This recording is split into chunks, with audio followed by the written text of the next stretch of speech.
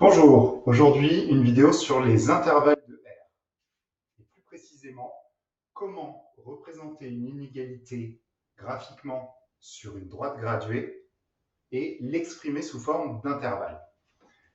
Commençons par une inégalité très simple, x strictement supérieur à moins 1. C'est-à-dire, je veux sélectionner sur ma droite graduée uniquement les nombres qui sont strictement plus grands que moins 1. Moins 1 se trouve ici, et je veux les nombres qui sont uniquement strictement plus grands, c'est-à-dire tous les nombres qui se trouvent à droite, ici de moins 1. Et en plus, x ne peut pas être égal à moins 1, puisque l'inégalité est stricte. Je veux donc prendre tous les nombres qui sont plus grands que moins 1, mais pas moins 1.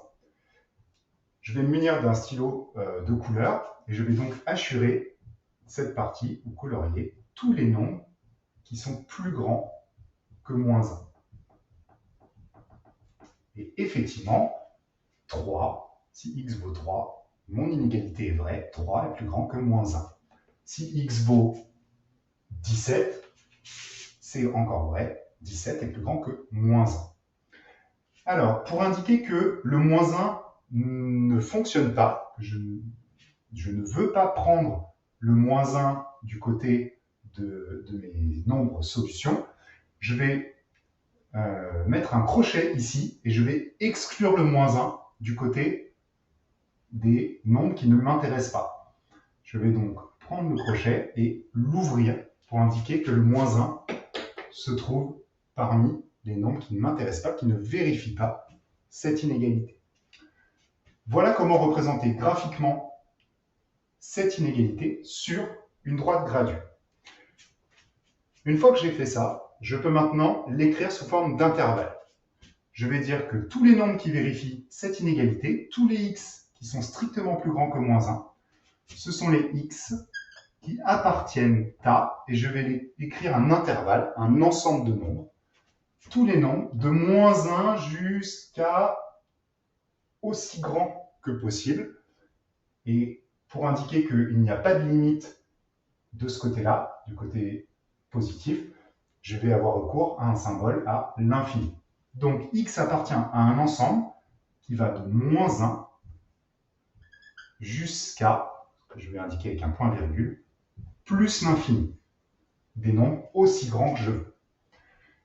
Et comme ici j'ai dû indiquer que le moins 1 ne m'intéressait pas, le moins 1 ne faisait pas partie des solutions de cette inéquation, des nombres qui rendent vraie cette inéquation, je vais de la même façon mettre un crochet et exclure le moins 1.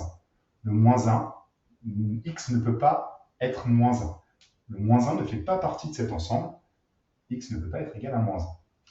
De même, plus l'infini n'est pas un nombre, un vrai nombre. Ça indique juste qu'on peut aller aussi loin qu'on veut et choisir des nombres aussi grands que l'on souhaite. Je vais donc l'exclure. De manière générale, on exclut toujours les symboles moins l'infini et plus l'infini. Donc voilà l'intervalle moins 1 ouvert plus l'infini ouvert qui décrit cette partie-là de la droite graduée et qui représente les solutions de cette inéquation. Alors, faisons de même avec la deuxième inéquation qui est x inférieur ou égal à 3. Cette fois-ci, l'inégalité est large. Je vais hachurer tous les nombres qui sont plus petits ou égaux à 3. Donc, tous les nombres plus petits que 3, ils se trouvent ici. Je vais donc les hachurer, les colorier.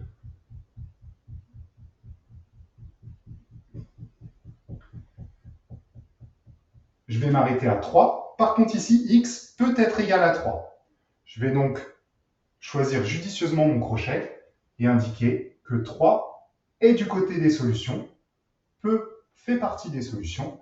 Je vais donc prendre le 3 du côté des nombres qui m'intéressent, qui sont bien plus petits que 3. Les nombres que j'ai représentés en rouge avec 3 compris sont bien tous les nombres qui sont inférieurs ou égaux à 3. De la même façon, je peux représenter ça, l'écrire sous forme d'un ensemble, d'un intervalle. Je vais écrire que x appartient à un intervalle qui va d'un nombre aussi petit que je veux moins l'infini. Et lorsqu'on écrit moins l'infini, on exclut toujours. Jusqu'à 3. Et cette fois-ci, 3 fait partie des nombres qui sont autorisés. X peut être égal à 3. 3 fait partie des solutions, puisqu'il peut être égal à 3. Alors, dernier exemple. X, cette fois-ci, est coincé, est encadré par 2 valeurs. Je veux donc des nombres qui sont strictement plus grands que moins 5. Donc, ici, moins 6, ça ne fonctionne pas. Je vais commencer ici à moins 5. Mais le moins 5 ne fera pas partie de mon intervalle. Jusqu'à, je veux des nombres X qui soient plus petits ou égal à 2. Donc de moins 5 jusqu'à 2, mais je ne peux pas dépasser 2. Je veux des nombres qui soient plus petits que 2. Par contre, 2 fera partie de mon intervalle, car X doit être inférieur ou égal à 2. Je vais donc assurer les nombres correspondants de moins 5 jusqu'à 2.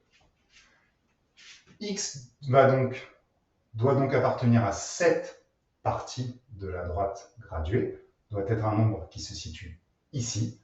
Il ne peut pas être 5, ici l'inégalité est stricte.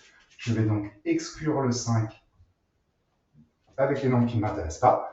Par contre, X peut être égal à 2. Je vais donc rentrer le 2 et l'inclure du côté des nombres qui m'intéressent, des nombres qui sont assurés en rouge. Je peux maintenant décrire cette partie de la droite graduée sous la forme d'un intervalle et écrire que X appartient à l'intervalle ouvert en moins 5 jusqu'à 2 fermé en 2. Effectivement, X ne peut pas être égal à moins 5 est exclu, mais X peut être égal à 2 est inclus dans les solutions.